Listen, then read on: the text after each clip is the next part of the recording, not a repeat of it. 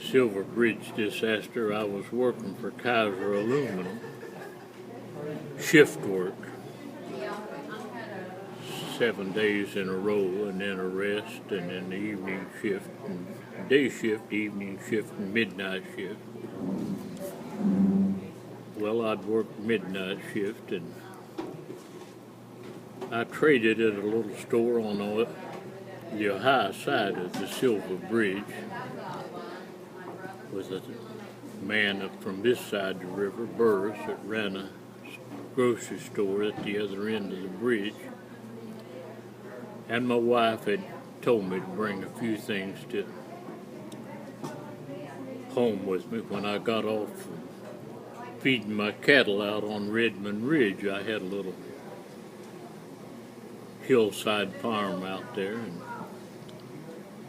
I had to go out there when I was off from work and feed my cattle. And I had about 7 head and only had 25 acres, and I had to buy hay and what have you. But it kept me pretty busy. And so coming back home from feeding my cattle on the bridge, well, I got in the center lane, and we hadn't had a traffic light very long at this end of the bridge at 6th Street. That traffic light hadn't been there for too many years. And the traffic was getting heavy enough, and we didn't have a traffic light at all on the high side, but finally they put our traffic light over on Route 7. And I had talked to several people about that traffic light on Route 7 on the high side. And that traffic light created a problem. You could get on the bridge, but you couldn't get off. And I had complained, but probably to the wrong people. I'm not a politician, and tried to stay out of politics as much as I could in the years in my past. And I wish now that I had complained. It bothers me a lot. But I got in the center lane to make a left-hand turn on Vine Street, which is Route 2 and 62 at that time.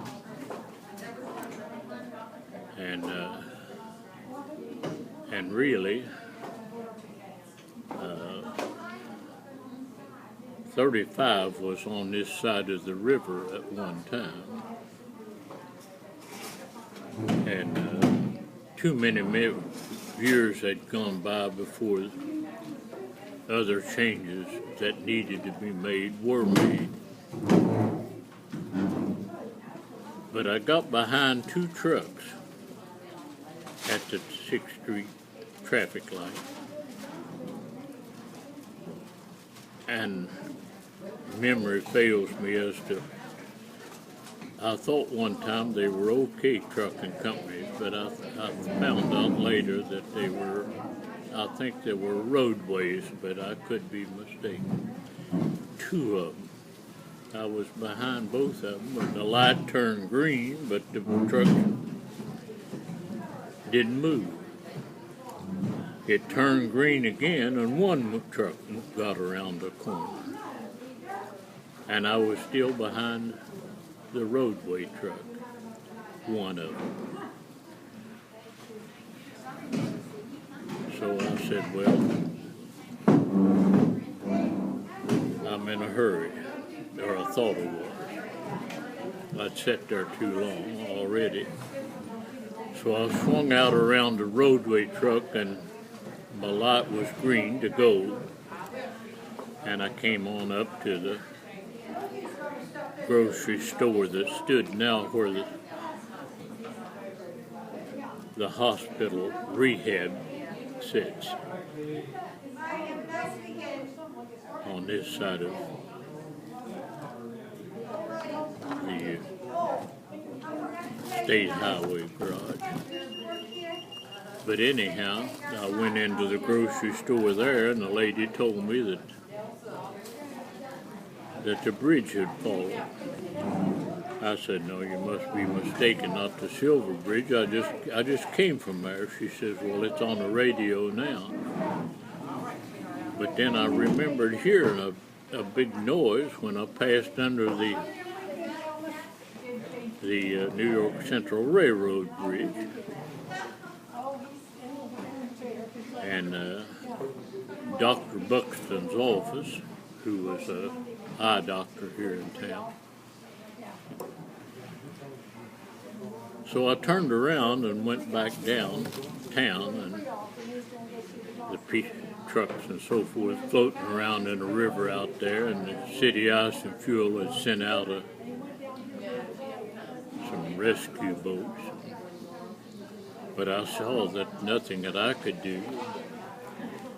And my wife, if she heard about it, she would be having a fit, because she knew that I was supposed to go to the grocery store across the river. So I went on home and got her and came back down. But there was, I felt very relieved that I felt that I had to go to a different store to do my shopping. And but my hobby all my life, I've got a lot of hobbies. I've had one of the finest airhead collections that there is in the country. Indian relics, not just airheads, but watches, antique guns, and telephone insulators. And I've been an accumulator, I would guess, more than a collector of a lot of stuff that I still have. And one of my hobbies was bridges. And I hate to admit this, but I used to hobo a little bit when I was a boy. And I'd hear about a bridge, and I thought I had to go across it. So I'd go down on the Lexington division of the CNO out of Russell, Kentucky, where I lived at the time.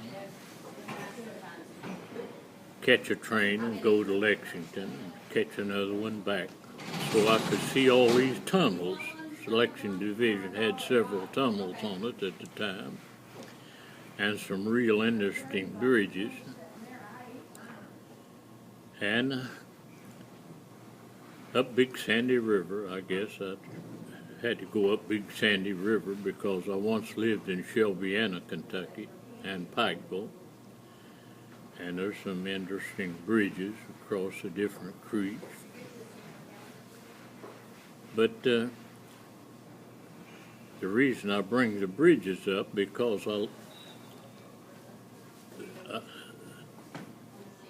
I would read about the bridge designers, Steinman and Metz, for instance, that designed several bridges. Some I could mention if my mind was as sharp as it used to be. But there had been several disasters of bridges, especially railroad bridges, in the wintertime, and it seems like a lot of these collapses were during the wintertime when the weather was the coldest, January and February. some in December. And I knew about I-bar chains a long time before I ever read about and see these bridges fall. I-bar chains had been around for a long time. A bridge down in Brazil that carried a much stronger and a much heavier bridge was an I-bar chain bridge. As a matter of fact, some people didn't realize it at the time, and I didn't. I thought several times about writing a letter to Herald Dispatch in Huntington about their 6th Street Bridge in Huntington. A lot of people didn't know it then and probably don't know it now, but the 6th Street Bridge in Huntington, the spans were connected together at the top by our I-bar chains. So it had been around for a long time, the bridge at St. Mary's and across the High River, which has been destroyed since then because of the I-bars. But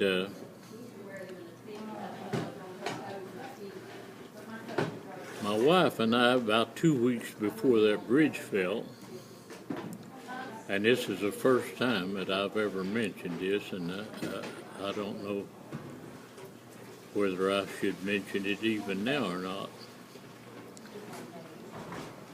But the trucks that would pass that bridge would play with it. I say play with it because that's what they're doing. And while my wife was with me, and we were going to the same store, that was the biggest part of my trips across that river, which was often, because the man that ran it was a friend of mine, and I had silver dollars and he was a coin collector. And I'd go over and pay for my groceries with silver dollars.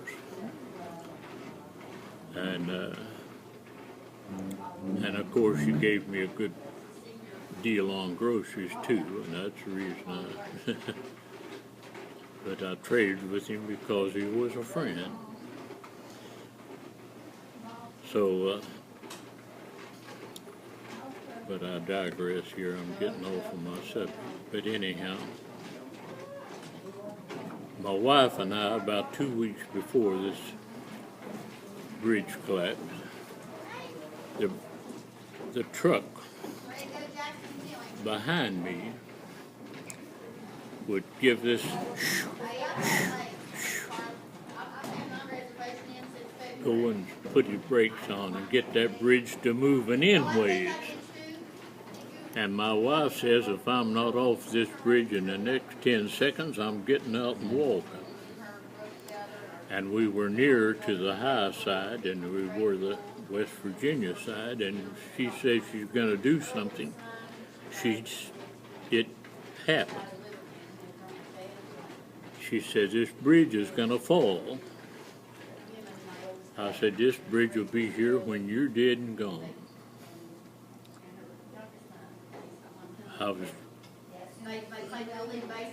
It made me uneasy the same as it did her, but I wasn't excited about it. But I did want off the bridge. But I say that truck was playing with the bridge. He'd get that bridge to moving. It's bad enough we had a swinging bridge at Shelbyana, Kentucky that crossed Shelby Creek. Shelbyana, Kentucky is a walking bridge. But you could get that bridge to swinging, and people played with it.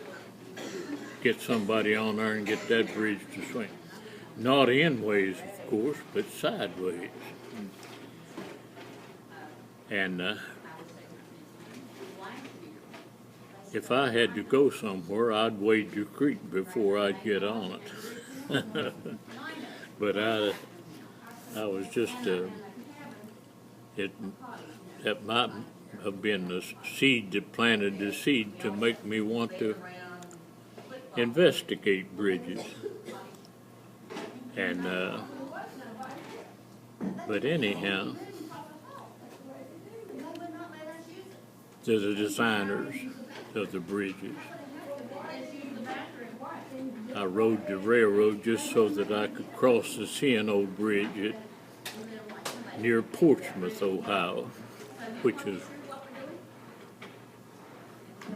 is a real strong bridge. N&W built real strong bridges. The bridge at Canova, West Virginia,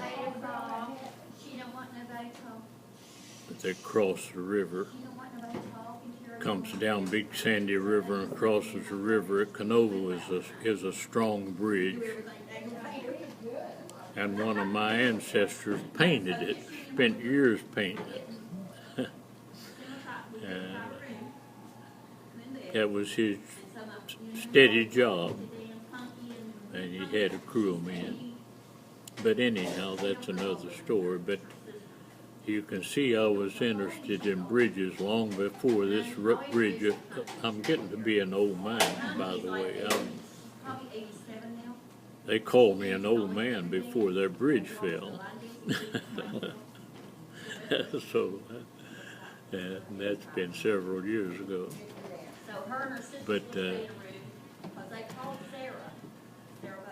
that's my story. I don't know where it's interesting to you all or not. And I wrote a letter, which I still have at home, about the I'm an electrician, by the way, and even back in '67, I believe it was,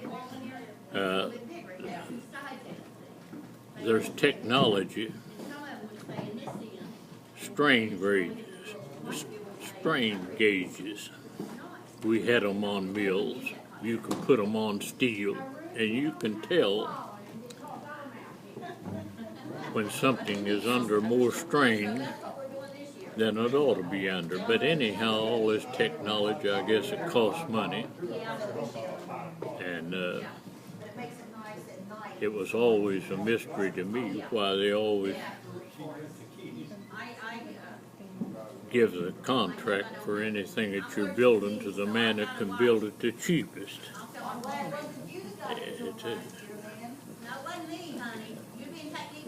I wouldn't want a house to live in if a man built. You two-tongue me too. And cut every corner that he cut. It just doesn't make sense to me. But there's a lot of things that don't make sense to me. So that's my story. And I thank God for the time that I've almost made a bad decision and didn't. And that's one of them. My impatience, you might say, behind a couple of trucks that both went down on the bridge, by the way. But I often think of the man behind me that was starting his truck and then hit his brakes and get this. He's making that bridge shimmy just to excite somebody. Maybe having a little fun himself. But when he did that, there was a lot of clanking going on at the high side. And I often think that maybe one of those eye bars are usually in pairs. I think. And I wouldn't doubt but what the eye bars are clanking together at the time because of a loose pin or a broken pin or something unusual, something out of order. And if I had it to do all over again, I'd be talking to somebody in transportation. And I guess when you get old, you look back and there's a lot of things that you wish you had it done that you didn't do. But that is one of the things that I could have written a letter. I used to be able to write a pretty good letter, but I can hardly write at all now. That wreck made a wreck out of me. Okay. Well, that's my story. And Well, we thank you for your story. thank you very if you've got much. any questions, why, I I'd think, be glad to answer. how did you and your wife feel after the bridge collapsed? My wife made many a prediction, and her sister and her brothers used to call her a witch, because they said if my wife's name was Frances Marion. When she was born in Charleston, South Carolina,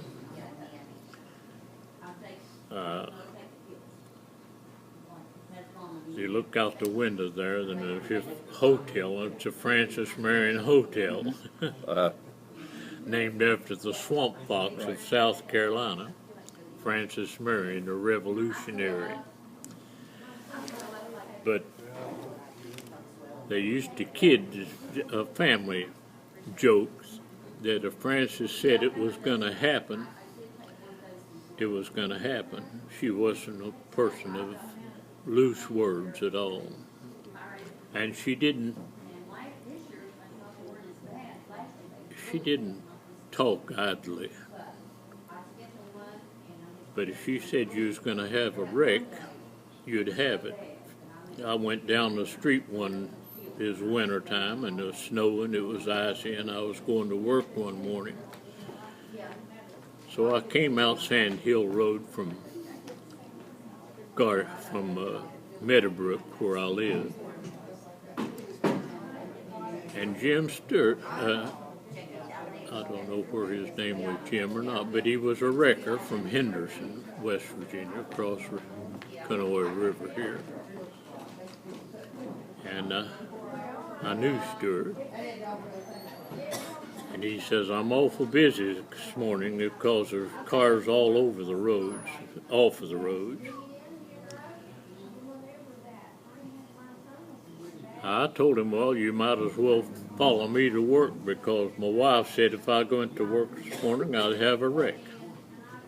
Well, sure enough, I couldn't get up the hill at Mount Alto, and I picked up a couple of guys that had already run off the road and couldn't get their car back on the road, so they were going to Kaiser, and I picked them up. Well, after I picked them up, then my heavy load, I couldn't get up the hill. So I went up to the top by myself and picked him up coming back down. So I was going back down to the hill, turn around, come back up. But then somebody come down the hill and ran me off the road. Well, you got a good picture of him. Mm-hmm. They were coming up the hill, I was coming down a hill. They ran off the road and couldn't get back on it. And when they did get back on it, ran me off the road. And I sideswiped the car of the boys I picked up. Didn't hurt my car much, but I went back down to the bottom of the hill and came back up, and we got to work all right. So I called the sheriff's office and told them that I'd had a wreck when I got to work at Kaiser Aluminum. But the sheriff's department said, well, we got so many calls this morning that you're just another one of them, or something like that. Says, come and make a report when you get back, which I did. But I bring this up because Frances said if I went to work, I was going to have a wreck. And I did. So that's just another time I remind her that don't tell me what I'm going to do. Let me find it out the hard way.